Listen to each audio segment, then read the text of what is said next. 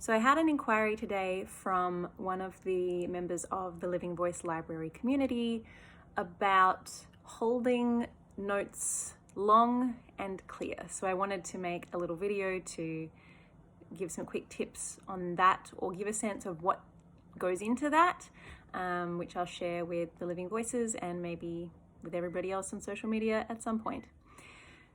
So I'm going to address three particular things here: length, clarity, and also stability. I'll add that one in, of holding notes. Length, the length of time that we can hold a note for or a phrase is going to have some contributing factors to that.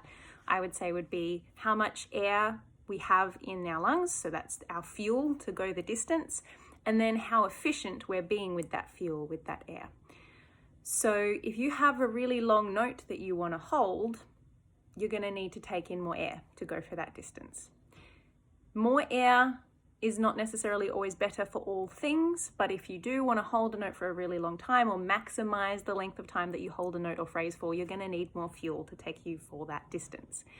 So when we take in more air, we can look at kind of how we're breathing and how we're organizing our body in a way that allows our body to take in more air in an easeful way, in a way that is, as they say in Alexander technique, cooperating with our design. So if you are really tense in your belly muscles, or if you're kind of hunched over, or if there's some other kind of way that you are organizing or holding in your body that's limiting your ability to take in a full breath, that's going to impact that.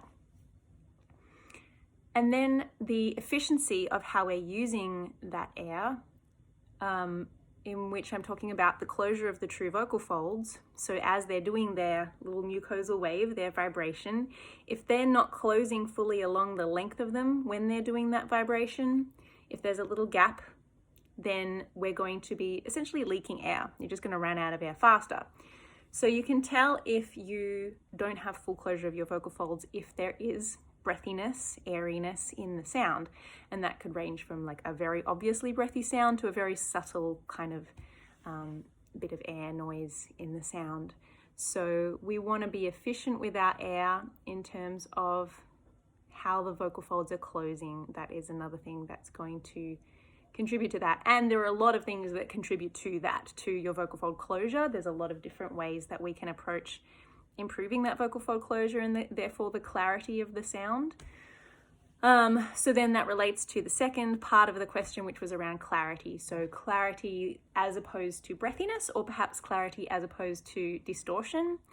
So again, if you are working in the upper part of the range, one of the things that I will work on with people to help with clarity and reducing breathiness might be exercises that work with thyroid cartilage tilt to help stretch the vocal folds longer and thinner, moving away from the more falsetto-y, breathy, stiff folds kind of hooty-fluty sound. Adding twang is also something that can help with closure, potentially, especially in the upper part of the range. And in the lower part of the range, I tend to work with glottal onsets to help get the feeling of the vocal folds connecting and closing at the start of the sound and starting that way, as opposed to perhaps if we're using an aspirate onset where we're starting with the vocal folds apart, it can be then trickier to encourage them to come together in the vibration.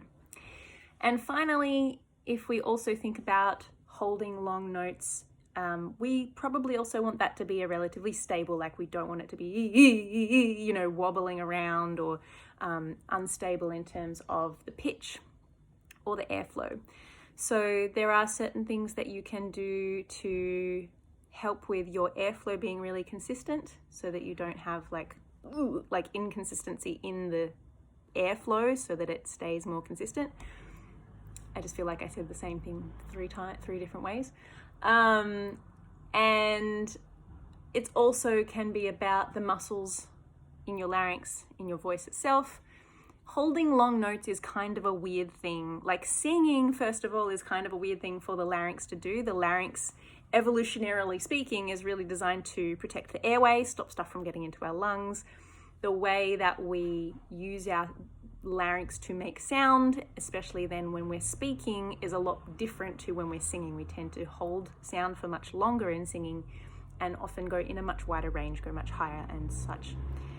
So it's basically practice. So something like a long notes exercise, holding notes for a long time and trying that through the whole range, trying it on different vowel sounds and using different consonants to start and different kind of vocal qualities, different sounds, is going to help train your muscles to have that ability to continue to hold through the note and maintain stability.